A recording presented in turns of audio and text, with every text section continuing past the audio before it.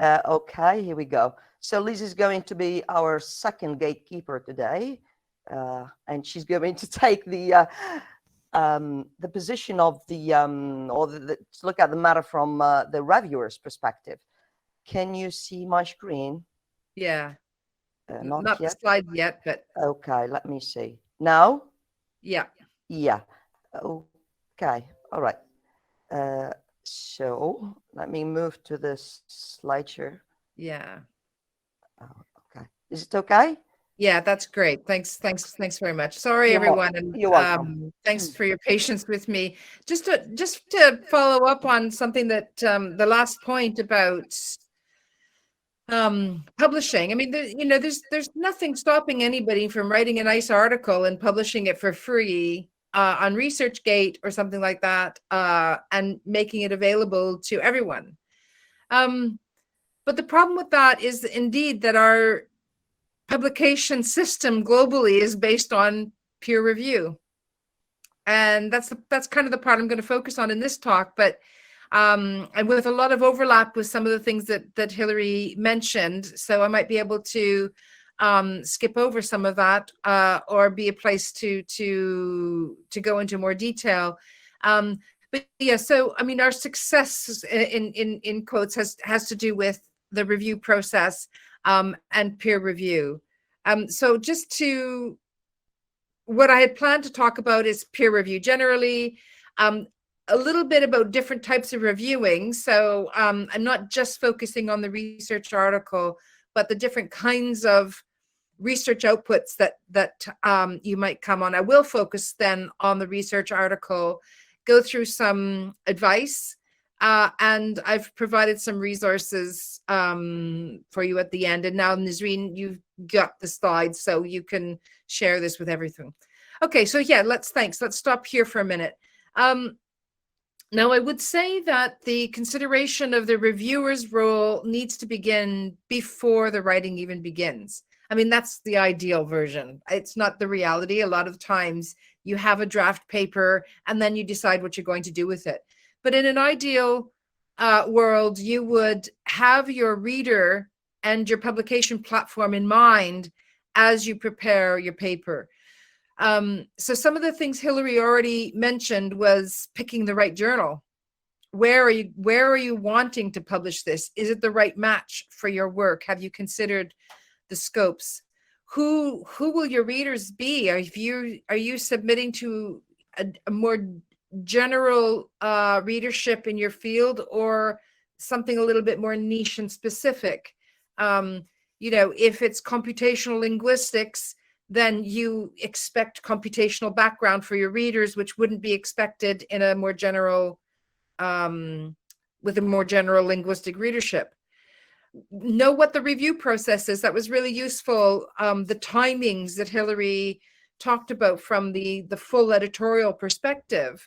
It might matter to you.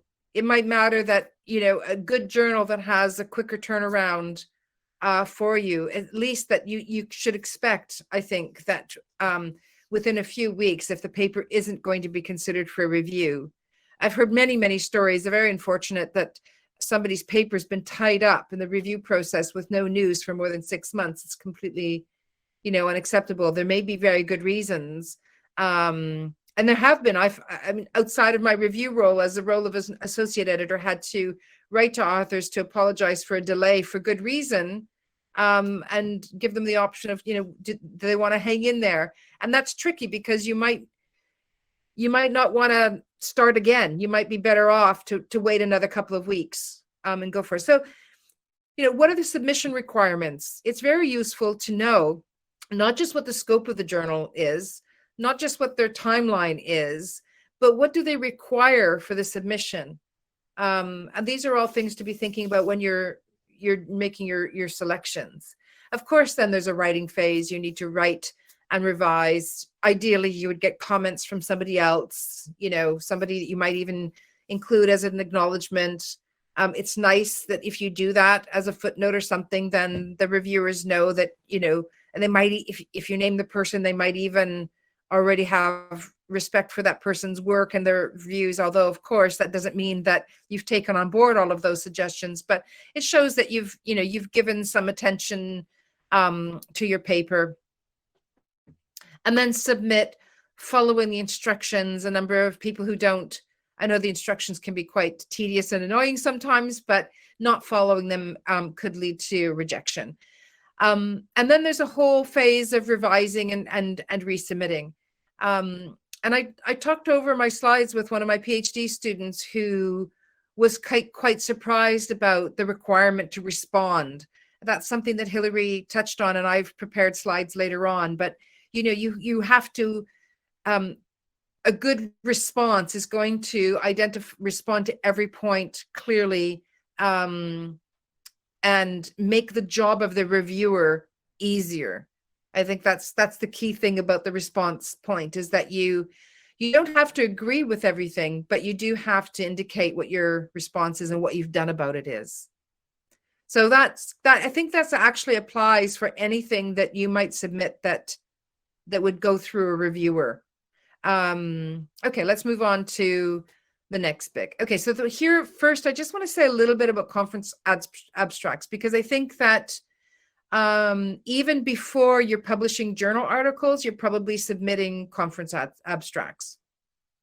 So let's move on to the next slide. And I've given an example of, say, an upcoming one for the European Systemic Functional Linguistics Conference.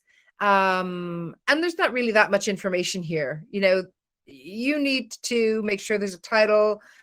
You need to include biographic information. You need an abstract of up to 300 words, not including references, some keywords. And these are the themes, right? So if you submit something on biosciences, if it's got nothing to do with the theme or the topic of the conference, it's not going to be even considered. Let's move on to the next slide, where there's a different one. This is the SLE conference, where the requirements are different. It's a slightly larger abstract, 500 words, but you are explicitly required to state the research question, the approach, the method, data, and either the results or the expected results. Okay, so any submission to the SLE that doesn't include that won't even be reviewed. And the review process, so you can go ahead, Nazreen, sorry, that's fine. You can go to the next one.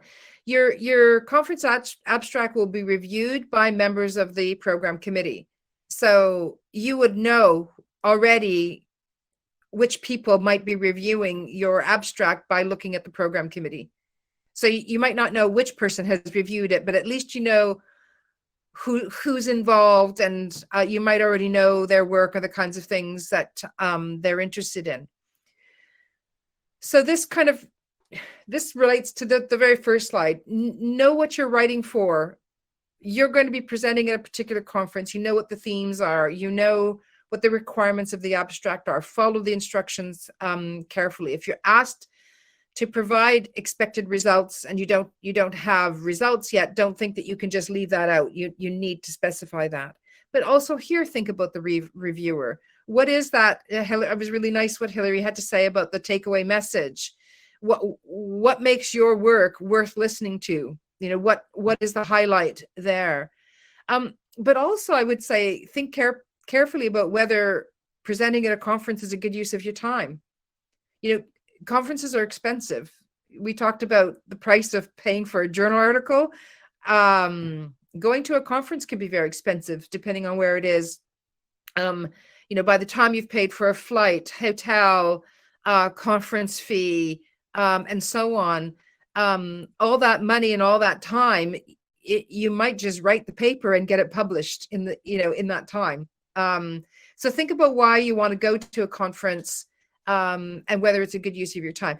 Personally, with my years of experience, I would say that it's a good use of your time for one of two main reasons. One is that you need to meet people in your field and you need to network. And the other one, or just to see friends that you haven't seen in a long time, that's a nice reason too. But the other one is because you do have a paper you want to publish and you want the opportunity to present it respond to people's questions, talk about your work, and then take that feedback on board and write your paper. So here's an example of some comments that I wrote in a review, which I think is okay to share here, because there's nothing here I think that would identify either the conference or the person who might have written it, and I don't know who wrote it. But reviewer will normally summarize whatever it is that they're reviewing first. So there should be some recognition that as the reviewer, this is what you got out of reading it. So if you get reviewer comments and my summary statement doesn't correspond to what you thought you were writing, then that should tell you that, okay, something, I either didn't read it carefully enough or you weren't clear enough when you wrote it. But that's one of the key things, that the reviewer wants to be able to summarize the work. And because this is a conference abstract, there's not a lot of detail here. But there were some points that I thought weren't quite clear enough. And so what I'm saying to the conference chair is I'm leaving it up to that person to decide whether they would want to give this feedback to the author, to take that into account when they present, that based on the abstract, some things weren't clear enough, little detail related to the method.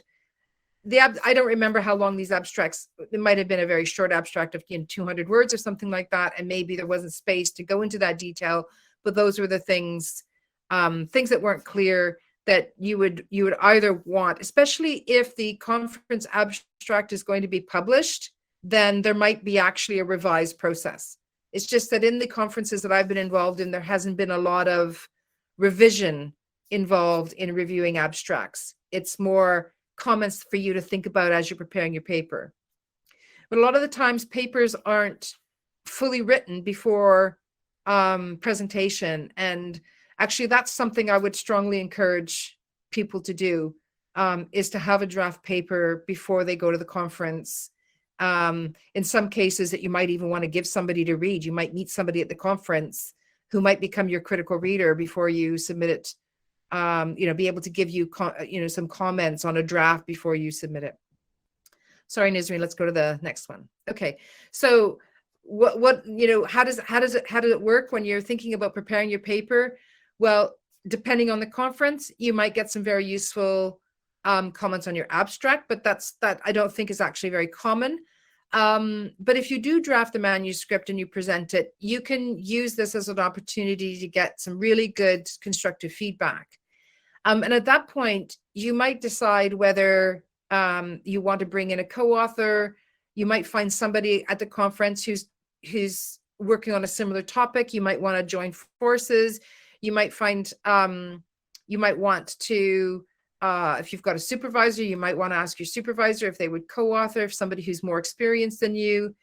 There's a delicate balance between it being genuinely your work and bringing in a more experienced author who can help you fine-tune the work, feed into the process, and be supportive in doing that.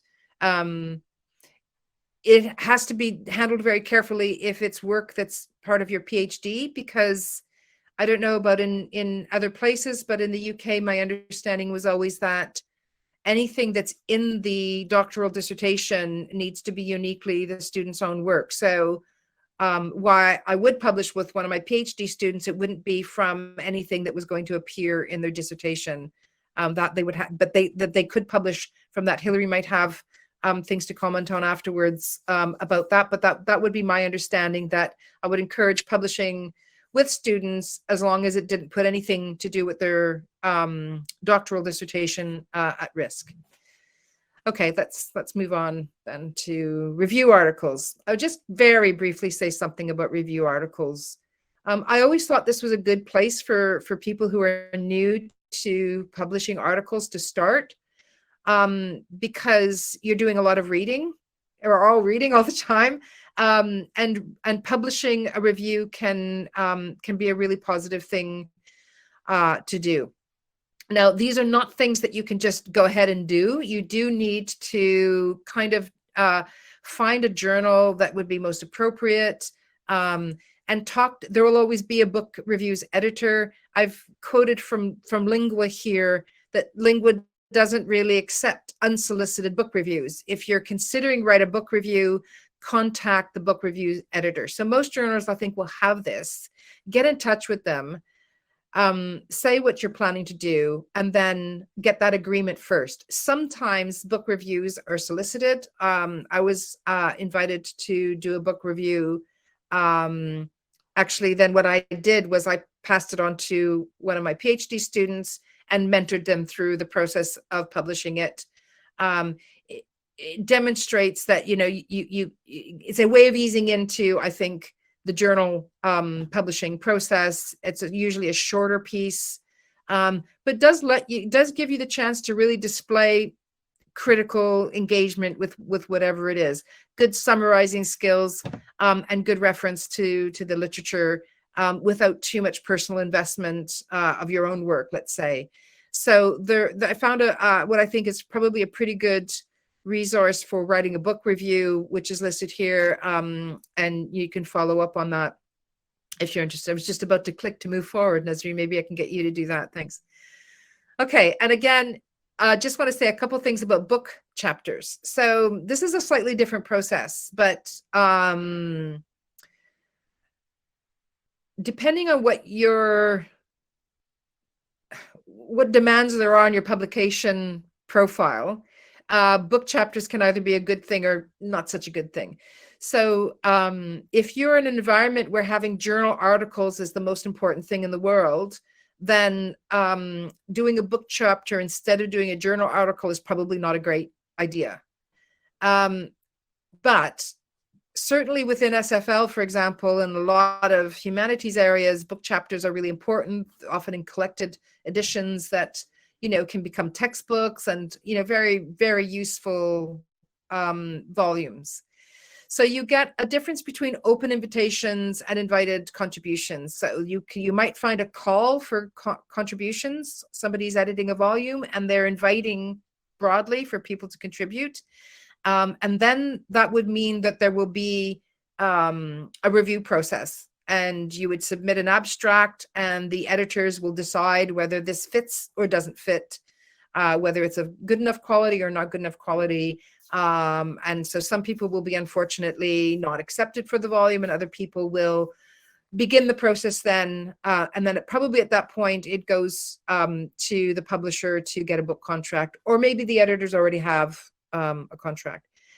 Usually where there's an invited contribution, it may well be that the editors already have a contract or in the process of getting one, and they're targeting certain people based on their expertise to contribute. So Akila and I have worked together on a few projects and have one in the works as we speak.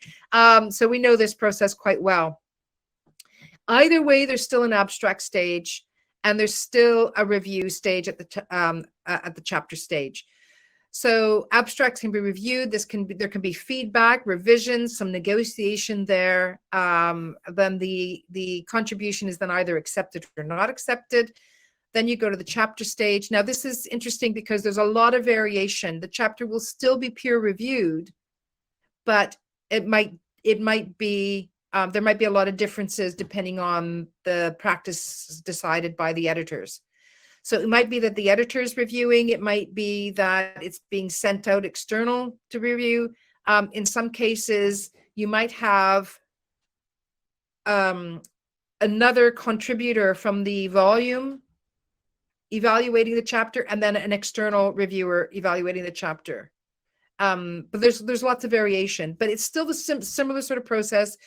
You submit your paper, peers will review it, you'll get comments, you'll be asked to respond and to send in a revised version. And then sometimes later in the stations, once the volume is brought together as a whole, so that you cross-reference with other people's work, because often these volumes are thematic, and you want to show the connections between the things, which normally wouldn't happen in a journal publication unless it's for a special issue. So in a way, a volume of an edited volume of collected chapters is quite a bit like a large version of a special issue in some respects.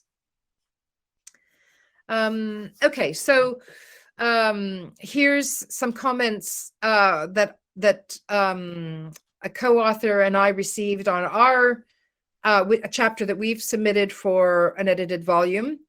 And the comment was from one reviewer: the study would have benefited from insights from other languages where we see differences between see and watch.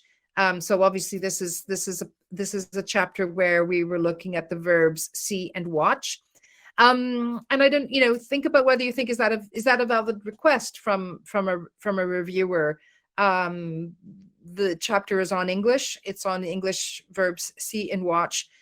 Should we be required to bring in other languages? Well, if you click Nisreen, you'll see what our response was. So what we said is that, well, we're not really keen to do that. We don't want to. Like, what a nice idea, but we say that we'd be willing to. I mean, if the editors felt that that would strengthen the paper and make it a better contribution to the overall volume, okay, but we're kind of limited in the other languages that we know. It seemed to me that that would be a lot of work.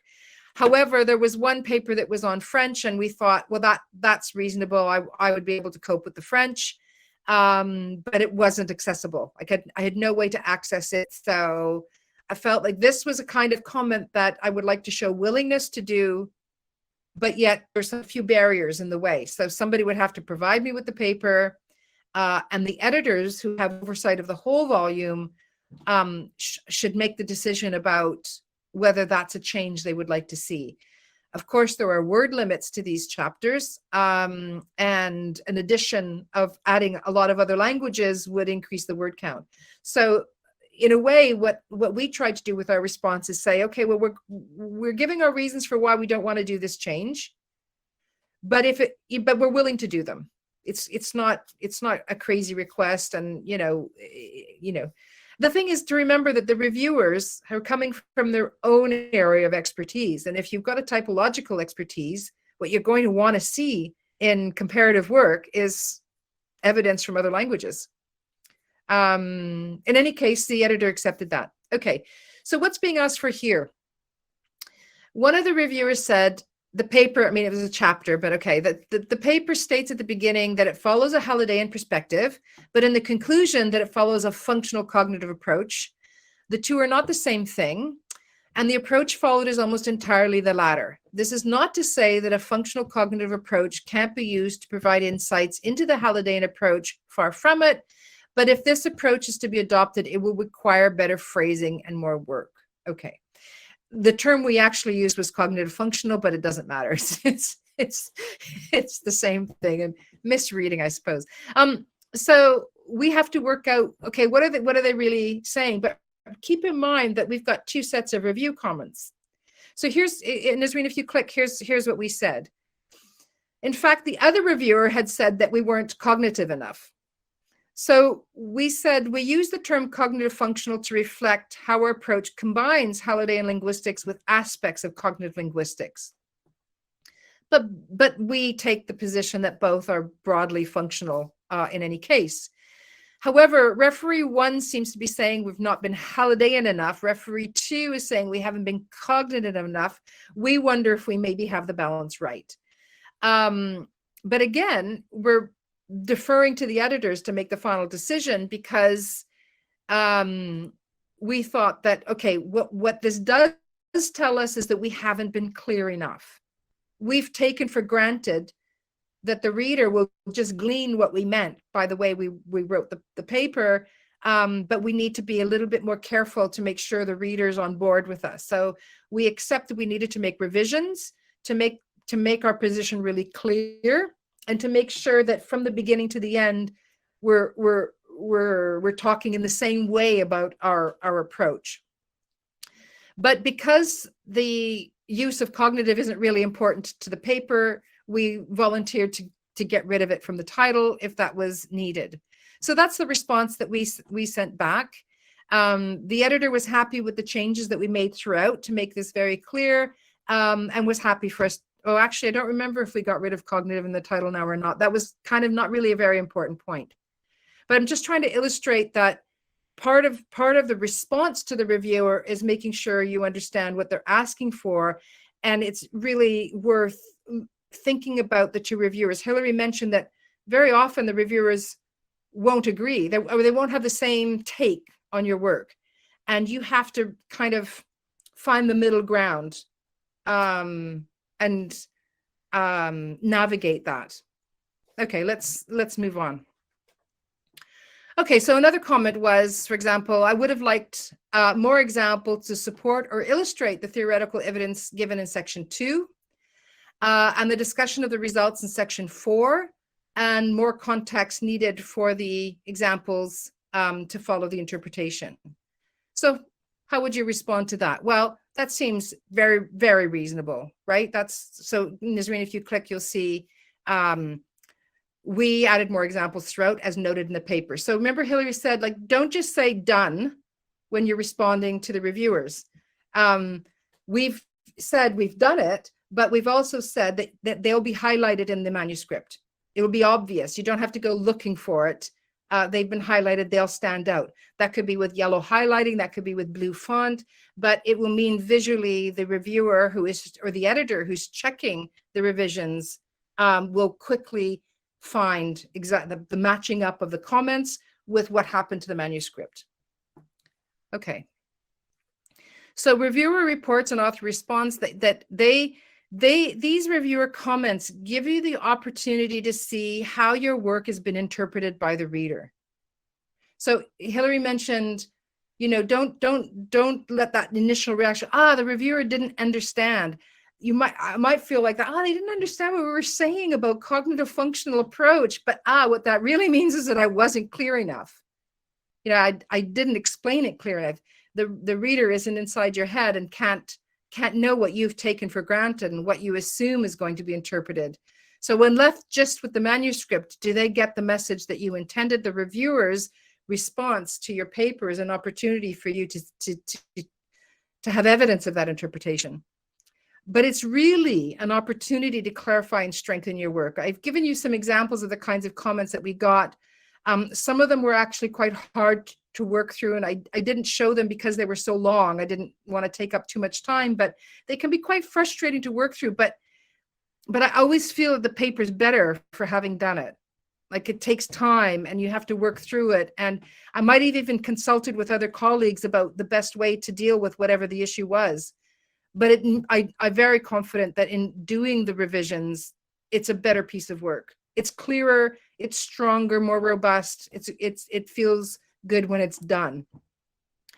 But reviewer reports, no matter what, require responses to all the points, detailing whether or not you accept the comment, what changes you make, and whether you have a counter argument. And changes need to be really clearly indicated. The reviewers, when they get them back, they don't want to have to go detailed reading throughout. They've already read it and given detailed comments. Now they just want to see how the authors responded to the comments. Okay, let's move on. Okay, now we want to focus on the same diagram that Hilary has, but just different. So I hope you don't mind looking at the same thing from a different perspective. And I'll just go through this really quickly because Hilary's already covered it. But the author comes into the picture in a number of ways. The editor comes into the picture in a number of ways, and the reviewer comes into the picture in a number of ways. But so the author's prepared a manuscript and submits. The editor is a kind of gatekeeper for sure, and there can be a desk rejection right at that point. Okay, or the editor will decide to send it to reviews. Actually, even at that point where you see the bottom of the first column, the paper could be rejected there too, not as a desk reject, but if it becomes really impossible for the editor to find appropriate reviewers, it may be that they just simply can't process the paper for that journal. And sometimes that's just an unfortunate accident that just works out that it's too specialized, we can't find the journal reviewers, or there aren't any available, or what have you. So there is a possibility that even at that stage it goes to review, but we can't secure the reviewers. The reviewers then write a report, and the editor makes decisions about that. As Hilary said, it's almost unheard of that anybody could have their paper accepted there. There will almost certainly be revisions. It could be, though, that reject is an outcome at that point. So normally then you might expect, okay, major revisions, it goes back to the author does a kind of checklist, works through, prepares their responses, their revised manuscript, sends it back in. So the author submits, or resubmits rather. The editor could, I think this is unlikely at this point, but could decide to reject it there too. Maybe they just didn't address the reviews. At that point, though, normally the editor will then send it back to the reviewers. That could be the same reviewers or different reviewers. And we get, again, those reports go to the editor, who will then decide to put it back into the loop where there's more revisions. Maybe now after major revisions, you got minor revisions, and it can loop around, as Hilary said, quite a bit in there till ultimately you get accept. It's possible to get a rejection even after multiple revisions. If they're just not getting the revisions right, the paper won't be accepted. But most of the reviewers are very good, as Hilary said. They care about helping. I've seen some reviewers give such extremely helpful comments, even for a paper that they're recommending not be published at this point. There are too many flaws, or things that just weren't known to the author, and there's really detailed information there that really helps them. So it can be very heartbreaking to get a rejection, but do take that step back and don't be discouraged. I'll come back to that point. Not be discouraged by that. It's hard. I know I've had my papers rejected. It is disappointing. To the next slide, Nazreen. Sorry, can you just go back? Yeah, this is important. Keep your target publication and target reader in mind. Know them before you finalize and submit. So you want to increase your chances of avoiding a desk rejection, and that's what we'll take a look at now. Sorry, let's go on to the next slide. Okay, try to think like a reviewer. So these are some of the questions that a reviewer will be asked to consider when they're reading your paper. Is the subject addressed in this article worthy of investigation? So think about what Hilary said about the takeaway message. What is the key importance of your work? Make sure you're clear about that. I think that Hilary's quite right when she says that when you're doing a dissertation, whether it's a master's dissertation or a doctoral dissertation, that's not really the key thing. The takeaway message. It's how successful can you be? Is the information presented new, right? So you don't want replication studies. You could have a master's dissertation that's a replication study, because the point is to demonstrate you can independently carry out a study, but you're not going to go very far trying to publish that if it doesn't present something new. Are the conclusions supported by the data? This is really important. Make conclusions. Is that validated by the data? Is the manuscript appropriate for the journal?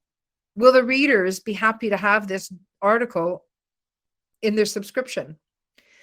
Is the organization of the manuscript appropriate? Are the figures, tables, and any supplementary data appropriate? So these are all kinds of things that reviewers will be, in most cases, explicitly asked to comment on. And if you're thinking about that as you're preparing your paper for submission, I think that will help. Okay, so if we move on, how do reviewers reach a recommendation? Hilary's already touched on this, but reviewers will be asked to provide a justification irrespective of the decision they reach. I guess I shouldn't say that they're making a decision, they're making a recommendation. Reviewers make a recommendation, the editor makes a decision. Okay, so because I think, as Hilary said, you might have two you might have two very different responses that come in. One might say major revisions, one might say minor revision, and the editor has to make a decision. You might get somebody who says accept on the very first round, and that probably would be quite suspicious, because it's so unusual. So reviewers have to justify the response, and I think if a reviewer doesn't do that, then the review itself won't be valid. A reviewer that doesn't justify their evaluation of the paper will probably lead an editor to seek a third reviewer. But note that reviewers also can send confidential comments to the editor. So that might be because they might have then felt they were too harsh, or they were too lenient, or that they had doubts about something, or it could be that they suspect this article has actually been published elsewhere, or that they think that I have had once a reviewer who is an editor in another journal saying, this article was rejected by, and you have to watch out for this. This could have appeared somewhere else. So Hilary touched on that as well, that some people might think that it's a good practice to, you might as well send your paper to various different journals because you have a greater chance of being accepted, but you actually could do more damage than good if you do that. Pick your journal carefully and stick with one journal at a time. Okay, let's go on. As I mentioned with the revision process of book chapters, you have to also respond to reviewer comments for the journal that you submitted to. Now, reviewer comments should be supportive and helpful, even if they feel very critical at the moment that you're reading them.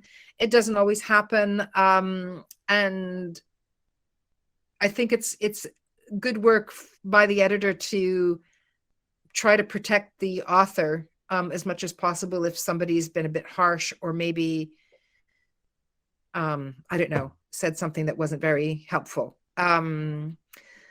But to not take it personally, I think is a key thing, to not let that discourage you, because you personally aren't being evaluated. It's just the paper that's being evaluated.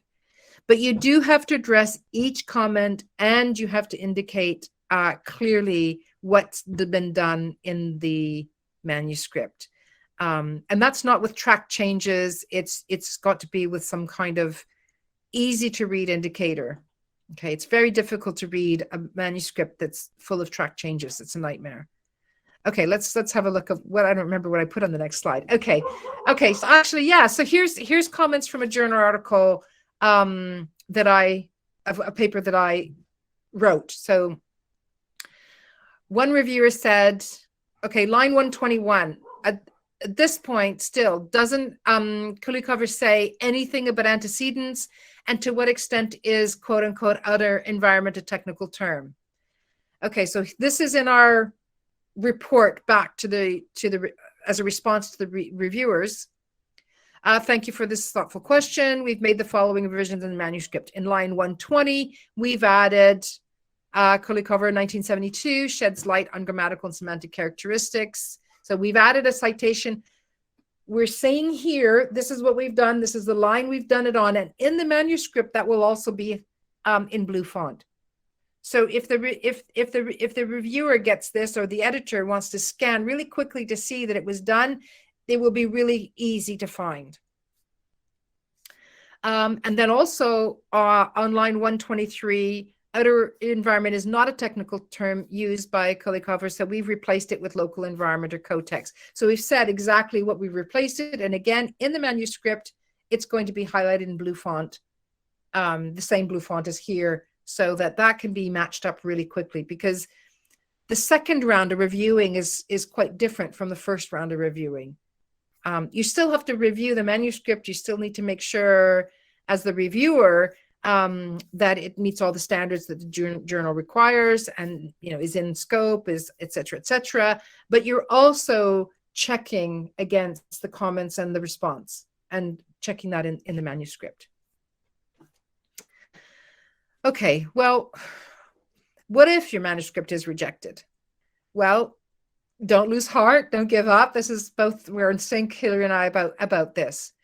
but find a mentor or colleague to help you go through the comments and decide next step. And Nazreen, here, when you said, you know, what do you got this, you got a desk rejection, what do? You know, you probably wouldn't get comments from the editor, but you could find a colleague to go over it and have them give you their opinion about what went wrong, even if you don't get. So that's part of the don't lose heart. If you feel that was a good paper and you want to see it published, take a step back, but don't give up. Decide your next steps. And that could be that you get some feedback from somebody else, have a mentor, find a mentor if you don't have one. If you've got a PhD supervisor, ask them to help figure that part out with you. But keep in mind, there's lots of reasons for desk rejection, and it doesn't necessarily mean that your work isn't good. It could be that there was a lack of reviewers. It might be that you didn't just have enough evidence. Maybe, you know, you need more to back up your claims. Maybe you didn't engage with the existing literature enough. Could be plagiarism. If there's, you know, I don't even mean that it's plagiarism in the kind of cheating sort of sense that you deliberately copied somebody else's work, but that you might just not have realized that you didn't cite properly, or that your phrasing was too close to the original and your use of the citation isn't quite right. Or you thought you were really clear in your paper, but actually somebody else reading it just couldn't get the clear message that you were trying to deliver. Okay, so next slide then, please. Okay, so from my own experience as a reviewer, this is, I don't remember which journal this was for, but this is an old review. So these are comments that I gave to somebody else on a paper I was reviewing. While the topic of the paper does fall within the remit of the journal, and specifically the special issue, there are some aspects that appear to fall short of the journal standards for the articles it publishes. First, it's not clear that the article makes a substantive contribution to the field. It may be that the significance of the contribution has not been highlighted clearly enough. So in response to the question, is the subject addressed worthy of investigation? I have doubts as the reviewer. Because the paper, it might be the case that it does, but the author didn't make that stand out. And even though I was looking for it, I couldn't find it. So that might be something that could either lead to a reject, or it could lead to major revisions. Okay, next slide. Okay, so the article does refer to some relevant literature, but it seems rather limited and doesn't provide a critical map of the field. So the general lack of critical engagement is a serious shortcoming of the work. There's certainly potential in the work being developed, but it doesn't seem quite ready for publication as a research paper. So is the manuscript appropriate for the journal? Well, not quite yet. So that could suggest that there's scope for improvement. So maybe major revisions, or it could be even minor point actually, right? But having your literature review be up to date and to not just summarize it, but to evaluate what you've got there. Okay, next one. All right, so focusing specifically on the introduction is not organized as effectively as it should be. The first paragraph particularly doesn't give a clear sense of the aim and significance of the contribution. So this relates to the first point as well about, you know, is it worthy of publication? Is the significance clear? But it might be related to the way that the actual paragraphs are organized. It's not leading the reader to clearly identify that. And then as far as the conclusion, are the conclusions supported by the data? As the reader, I kept waiting to get to the meat of the paper, but it just didn't happen. I suspect it might be there, but it's not highlighted or brought forward sufficiently clearly. It wasn't readily accessible. So it needs to. So when you look at all of those comments as a whole, it's not a bad paper. You know, it just means that the writer hasn't brought to the surface for the reader clearly as the reader would like. And you can make the job easier for the reviewer. Hilary touched on this as well, in just making it all stand out.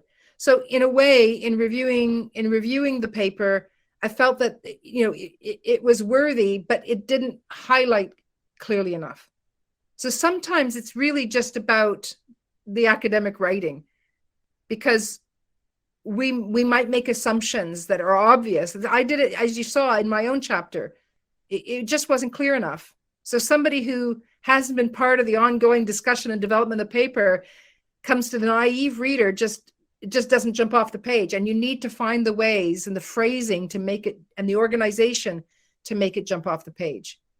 So I'm sure this paper will have been published and it would have got there, but over maybe a couple of rounds of reviewing with revisions. So probably might have got major revisions instead of minor revisions. I don't know. I don't remember the outcome. It was a number of years ago. Okay, so general advice that you find from publishers. Are you ready?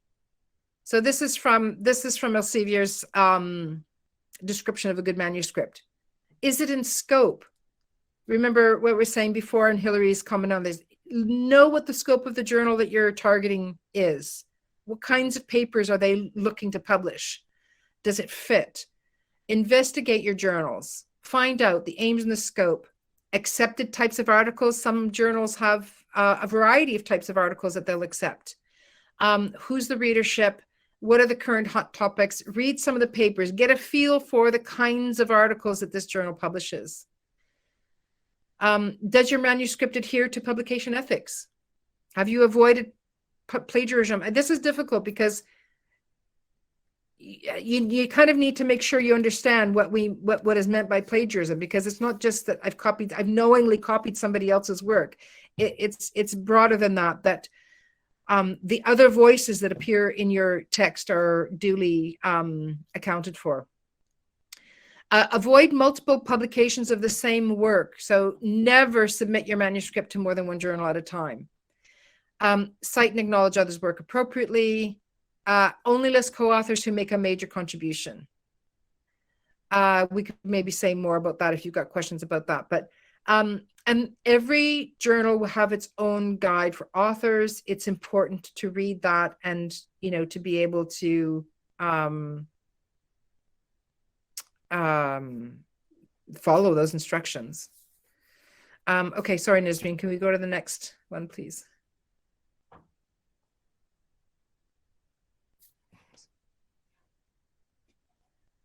Hillary already commented on this, but there's a link here if you want to follow up the reasons for desk rejections. I won't say more about this. Well, just this one point. Sorry, Nisreen, can you just go back for a second? Because that was many authors don't seem to consult the author instructions. That was the point I was making on the other slide. But to hear an editor make this point, just simply follow. It's kind of like you've got students, you've given them an assignment and they don't follow the instructions, and you're thinking, why didn't you just follow the instructions?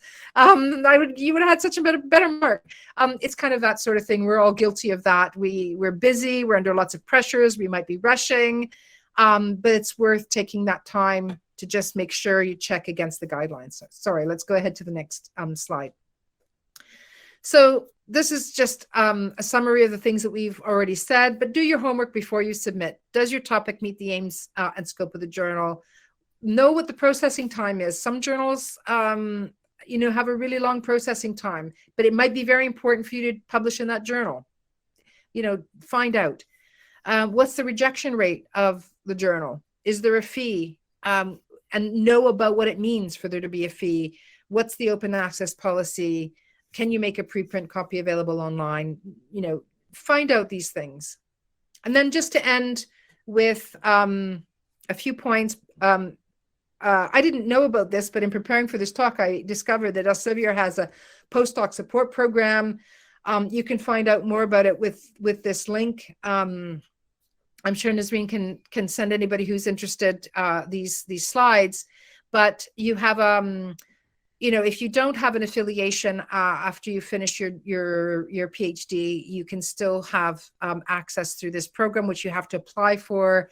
There's a whole process involved, so you might find that interesting, and I didn't know. So Hillary sort of mentioned as an aside that Elsevier's got a reputation for having a lot of profits, but it does also do a lot of support work. We all use Scopus, and you know, there's a lot going on that even I don't know about. I have to go digging to find. So I just want to end then with a few resources that I put together. The Linguistic Society of America's webinar on abstract writing, the Elsevier Guide to the Research Academy, the hints on writing a book review, and an Inside Higher Education paper on what to do if the journal says no. Don't give up is the key takeaway message there. And talk about it. We tend not to talk about the things that don't work out. We highlight our successes. Oh, I got my paper published, or I'm going to this conference, but not, oh, my paper wasn't accepted, or, you know, and I think we talk about it more, we'll be able to help each other better. Okay, and the last slide is just to say thank you. Thanks for having me, and I hope that was useful. Thanks very much.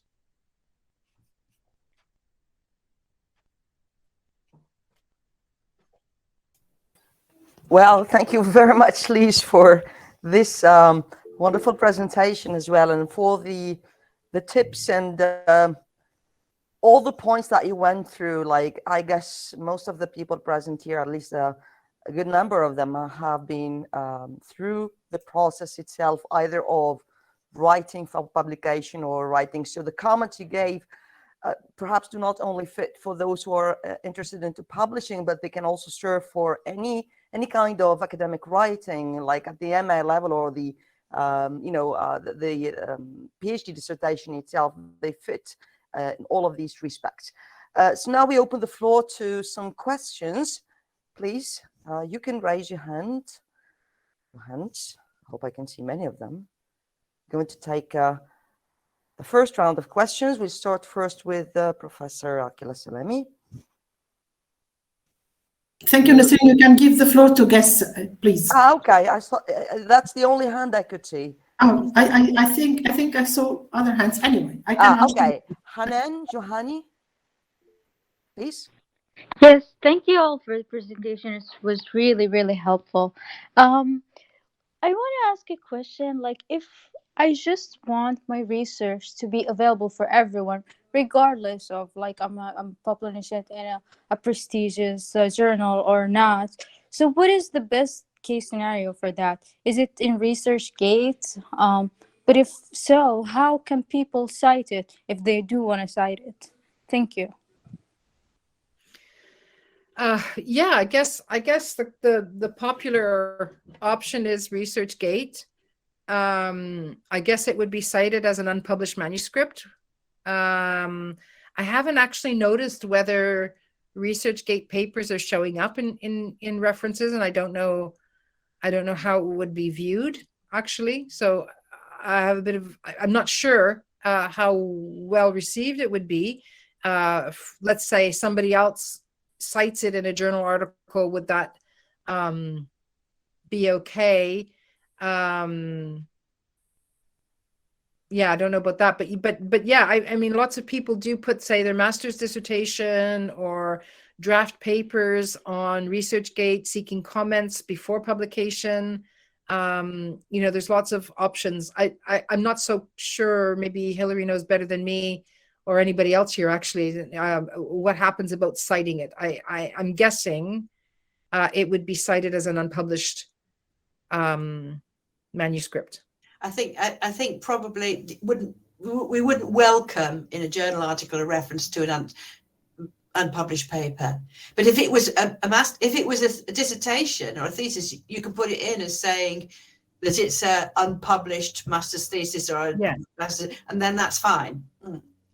Okay. Yeah, on the whole, we do like, as editors, we like references to be accessible to readers, don't we? Sure. There was a question from Fatma, and I think she left, but I will quickly read it. How do we know if we've been asked to be a reviewer for a predatory journal? Lise?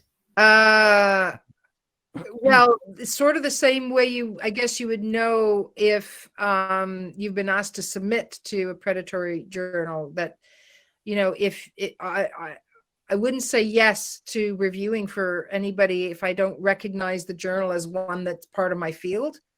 I if I feel tempted, but I don't recognize the journal, I would have a look. I mean, that said, I have agreed to review for journals where somebody I know is, say, for example, somebody I know or have met who's trying to set up a new journal in Pakistan, and I know that they're trying to get something off the ground, and I'm happy to help out. But yeah, outside of that, but I mean, you've got nothing to, you kind of have nothing to lose when you're the reviewer.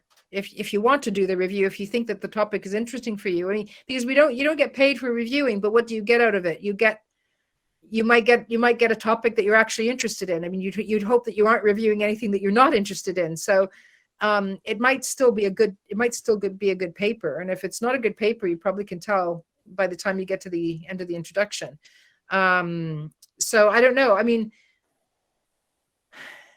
I think it's probably best to start with a journal that you're familiar with, because most of the journals give you guidance, especially if you're starting out. So they, there's advice for how to be a reviewer and to learn about how to give good reviews. And I think if you're starting out, to do that. And I think that that's still a piece of writing that you can talk to a mentor about if you feel like you're struggling. Okay, you might say, the paper wasn't very clear, and I'm not sure how to word that. Talk to others, without, you can't give away any confidential details, of course, but what's a good way to word something? You might get some support. I just think that in academic life, too often you're just expected to figure things out all by yourself. Nobody teaches you how to write an academic paper. Nobody teaches you how to, do a review. Nobody teaches you how to write a book proposal. Nobody teaches you how to teach a class. Nobody teaches you.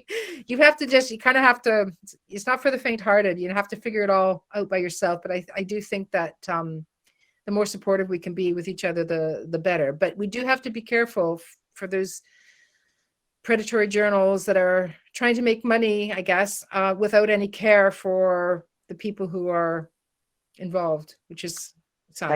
Thank you. Leila Mahfoudi. Good morning, everybody. Thank you so much for this, or for both presentations. They were really informative and insightful for all of us. I'm asking some questions on behalf of the scientific researchers, not applied linguistics, as I have been proofreading scientific articles for many years now. I don't know, some reviewers, okay, and or some journals ask students to revise their manuscripts, of course, in an editing service of the journal. I don't know when you revise the English of the language, the manuscript, it's not very good. It's not very bad. Okay, it doesn't contain so many mistakes. But I don't know if it is a problem of money, or I don't know, why do they ask them to give their, or to revise their manuscript in their editing service, the editing service of the journal. Okay, I want. Okay, Yes. thank you, Leila. Shall I just comment on that first part, because that's quite unique to the sciences? Yeah, sure. A long time ago in my former life in France, I had a job actually for a journal where I was the English language editor. So I was paid. You need to get paid. I was paid to correct the English, but it was the Journal of Evolutionary Computation. I don't know anything about evolutionary computation, but what was interesting for me was there was recognition that this was a very international community, and that not everybody was writing in English as their most dominant language, and it was in an effort to have a kind of level of consistency. And the editor wasn't an English speaker, so they wanted somebody on the editorial team who could do that. Now, that didn't incur any extra cost for the authors.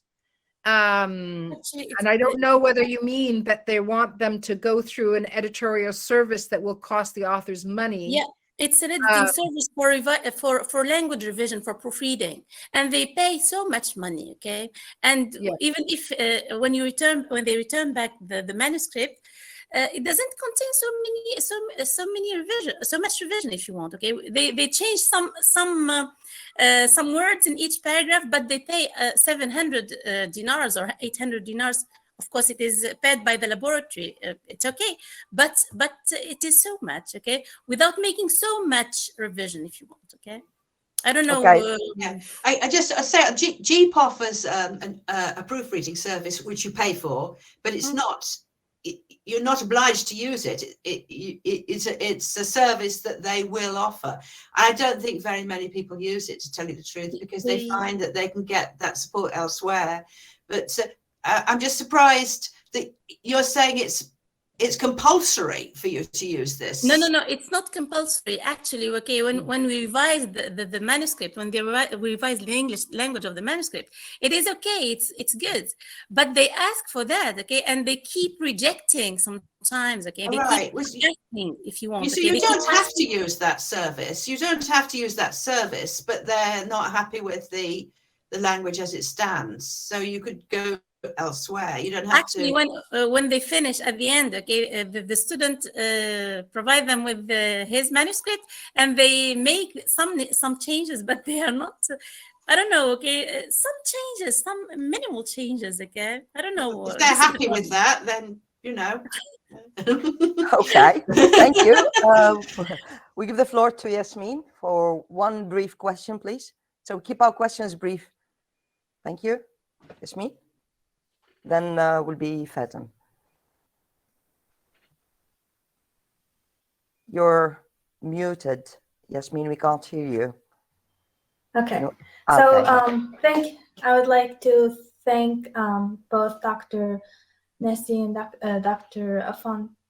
Lise Fontaine for their wonderful presentations. And I have a question. So if, for example, you found master's thesis or something very interesting and you want to get it published, but it's like from a regional, like from a specific region, is it possible to work on publishing it in international journals? Yes, I mean, I think so. That's not specific enough for me, but I wouldn't see why not. Because like from a specific textbook or something, for example. Oh, I see. eh, I think the key thing will be what Hillary said about the takeaway message. Provided that it's offering a contribution, that there is some significance to your finding, then I don't see why not. I mean, go ahead. No, carry on, Lise. Carry on. You could more to I was say. going to say that, I mean, it has to do kind of with being in scope for me. What I was thinking of is this, say Lingua, which is, meant to be a linguistics journal. Sometimes there are submissions that come in that are really more about pedagogy. There's language involved, but the takeaway message doesn't tell us about linguistics. It tells us about education. And I would think that there are better journals, more appropriate journals for that. And it's sort of like out of scope. But let's say it's the language of idioms. We learn about idioms because of, I don't know, Chinese textbook writing. The takeaway message is about the formation of idioms. I don't know, I'm making this up, but then that's a relevant linguistic topic, and I would imagine that makes it suitable for a linguistics journal. If it's about how students read textbooks and develop their learning, I would think it's not for that particular journal, but there would be another journal where it is. So, I mean, I wouldn't like anybody to think that their corner of the world isn't worthy of research or recognition or publishing. So I would still nevertheless encourage it. But I mean, you know, it still has to pack a bit of a punch. I mean, the readers of whatever journal. So I think you need to then think, okay, this is what I think is significant and interesting, and this is what we learn from this, and then figure out, okay, well, which journal is the best match for this with the right readership. Thank you, Lise. I mean, So, like, Yes, just to add to that, I mean, absolutely, I agree absolutely with what Liz is saying. So, and just to add a tiny little bit, I mean, every single study that involves participants, almost every single study, is set somewhere, you know, and they get published. It doesn't really matter where it's set, as long as you can make it relevant to readers who are not in that setting. If it's only if your conclusions are only relevant to people working in that particular setting, then you can't publish it internationally. But there are many, many studies that are published which look at adoption of a textbook, or, you know, analysis of a textbook, which is in one particular place. It has to be in one particular place, but it's still interesting the world over because it's making points that, you know, people can pick up on in other parts of the world. Thank you. yeah, so one last, just one Yasmin, last, if you don't mind, we give the floor. There are so many more questions. just like the last clarification. Okay, very quickly. So if, for example, it's regarding, for example, opinions of students regarding students and teachers regarding particular, for example, Tunisian textbook, and I found it like more relevant locally, that like for a local journal than an international journal, I should submit it more to a local journal. Yes. Yes. Yes. If you don't think people outside Tunisia are going to be interested in the findings, then don't try to publish it internationally. Keep local. Yeah, it's still, I mean, a local journal publication is good. Definitely. Thank you. Okay, thank you. Fatin, a quick question, please. Good morning, Syflat. everyone. Thank you for your insightful presentation. Thank you, Professor Aqila, for this wonderful opportunity to learn about how to get published. Well, I have two questions, actually, not just one. I'm very sorry. Okay, my first question is that is it normal that you have to pay to buy the volume in which you got published? This is the first question. The second question is that am I required to seek permission from the journal in which I published if I want to post it on a platform or a databases like academia or ResearchGate? I mean, the ultimate objective is to increase the visibility of my work when I get published, right? So is it normal that I would publish my own work without seeking permission in such platforms? Okay. No, I These are mean, my questions. Hillary might have something to add to that, but I would say you shouldn't have to buy an issue, and you need to read the requirements of the journal very carefully. Normally, unless you have paid for open access with the journal, or the journal is itself completely open access for whatever reason, your published version probably cannot be then distributed on another platform. But it would be freely available on the journal. I did not pay any fees, though they required me. Though I am required to pay to access my own work. Yes, you get that is true. That happens. I mean, if you can. Shall I expand on this, Lise, or would you like to? Yeah. Yes. Okay. No, certainly. When you, it varies from journal to journal, but they won't give you free access to your publication in that journal unless you've paid for it. What JEEP does, and what I think a lot of journals do, is they'll give you a link when you first publish. To pass around to your friends so that they can access it for free for a short period of time. after which time everybody who wants to access that article has to subscribe unless it's been paid for open access. However, you can buy preprints. You can order that. When you get your article published, they'll ask you if you want to order preprints. Virtually nobody does, quite frankly, because they think, well, I've got a copy, so I can hand it round to friends anyway. Why don't I need a preprint? And you can put, look at the terms and conditions when you get your article accepted, that you'll get a list of all the terms and conditions. And normally it allows you to post on to ResearchGate or anywhere else, as long as you put the pre-edited version up. So you can't include any of the formatting of the final version. That would include page numbers, it would include the logo, you know, the way it's been formatted on the page. So basically it's your Word version that you submitted for acceptance. Turn it into a PDF. Yeah, you can put it anywhere. Thank you. Thank you so much. Thank you. Professor Bagluti. Okay. Yeah, I know you've been waiting for long. Don't Yeah, worry. no problem, no problem. I just wanted to give priority to our researchers. This is what we wanted to do. So. Yeah. In fact, it's not a question, but just 2 comments or additions about what Lise said about preparing the for the submission. I mean, doing the homework. And I think that part of the homework is to have your manuscript read by your peers before maybe submitting it to the journal.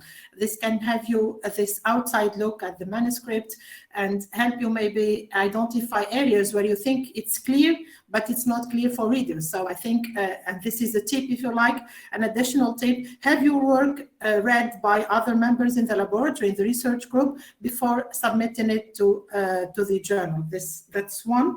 Now, second comment, in fact, as Hilary and Lee said, reviewers are not paid. They are doing work, and usually they do good work because their only intention is to help others. And maybe the least thing that we can do for reviewers is this little acknowledgement after the acceptance of the paper, acknowledgement to the anonymous reviewers. So I think the least thing that we can do for reviewers is to include this acknowledgement in your manuscripts. I don't know if the journals ask for that, but I think that should be something done by any researcher having his or her work accepted for publication. This is the least thing that we can do for the reviewers. And thank you. This is what I wanted to say. Thank you. I do have a question, Lise, if you don't mind, a quick one. But the answer might be a bit challenging. Not really. But I found myself in such a situation where I needed to decide on whether I ask for minor revisions or major ones. Akila, we spoke about this, and I wanted your view on that, because that was a bit challenging for me as, you know, beginning in the first stages of doing reviews for international journals. But that was a challenge. How do you decide on whether the final decision is minor revision or major one? Does it depend on like a number of comments you're asking for? Does it depend on how challenging perhaps the revisions could be for the author? Well, what's the criteria for that? Because some journals ask you to select minor or major. So how do you do that? Thank you. Yeah, I think probably everybody maybe reaches that differently. I know in the beginning when I started reviewing, I agonized over the decision. And when I would then see what the other reviewer had said, and often wasn't the same, I felt like a complete idiot. I must be so far off the mark. And I think I tried to avoid feelings seeming too harsh, but actually now I think more that it has to do with how much, I think a lot of it has to do with how extensive I think the revisions are. So sort of more superficial revisions that won't take very much time and don't really overall affect the quality of the paper. You know, that's sort of more minor. I'm sure each journal has criteria for this. There might be guidance for it, but major revisions more for, you know, it also signals that this is actually, you know, substantial revisions.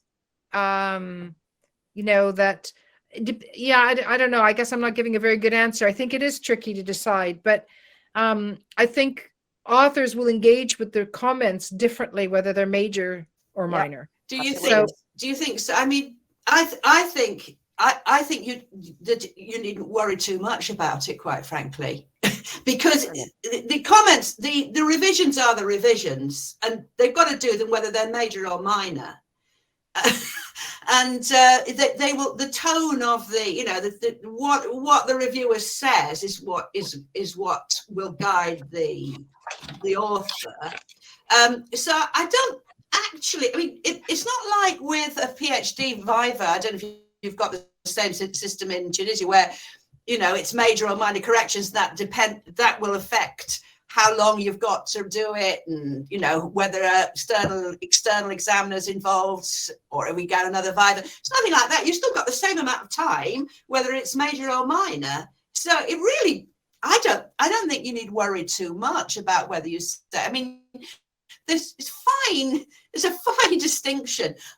As a rule of thumb, if one, which almost always happens, that one reviewer says minor, the other says major, I always go for major. I always tell them they've got major. Because I sort of think, well, they might as well take it a bit more seriously rather than a bit less seriously. But I don't think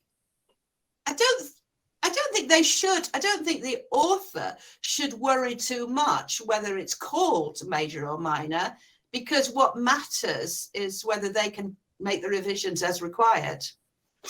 Yeah, I think that's a good point. I think also, remember what I said, that I corrected myself earlier. The reviewer doesn't make a decision; they make a recommendation. No, that's right. That's right. So in a way, save yourself some worry. Yeah.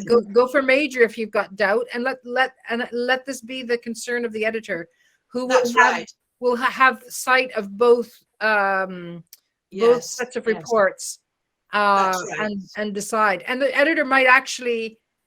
It's possible that both reviewers think, okay, minor revisions, but the editors thinks, now actually these are a bit more substantial, or might even have things to add themselves, and opt for major. I mean, it's the editor who makes the decision, and the reviewer provides a recommendation that is justified by the comments they give in the report. That's right. That's right. So, I would say I wouldn't beat yourself up about it.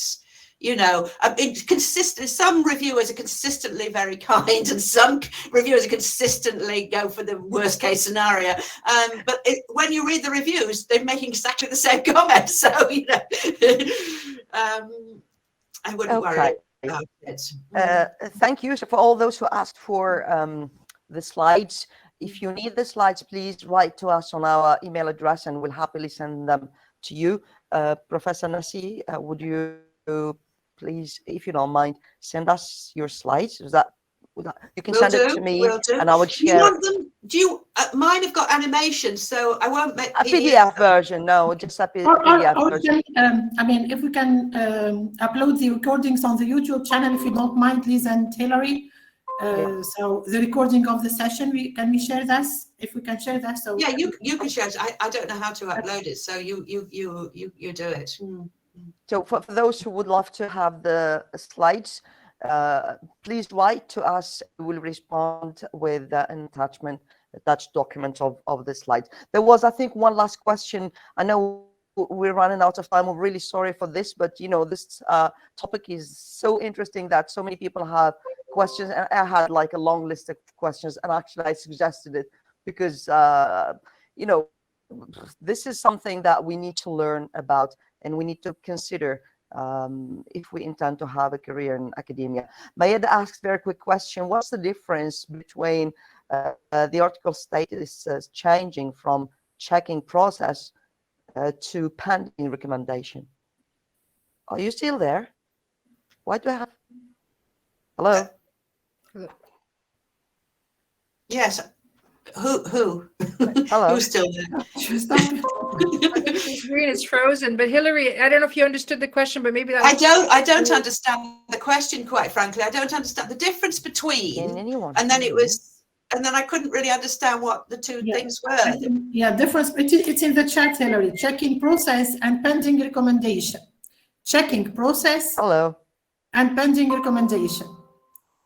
Oh yeah, that means that that checking process. I mean, I'm not entirely sure, but I imagine checking process is just a holding thing while they are looking for reviewers, or they've invited reviewers, but the reviewers haven't responded, that kind of thing. Whereas pending recommendation means it's the reviewers have responded, so it's out for review, but they haven't got the reviews back. I imagine that's what it means.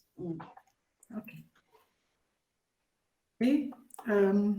Yeah, it seems Nasreen has problems with her. Okay, she's back. Nasreen, we can't hear you, Nasreen. I'm really sorry. I have no clue what happened. I found myself talking to myself. Anyways, Yeah, no problem. No problem. I'm happy you're still here. So for just some last words, and I think I'll leave you the floor, Professor Bakluti, if you want to add something.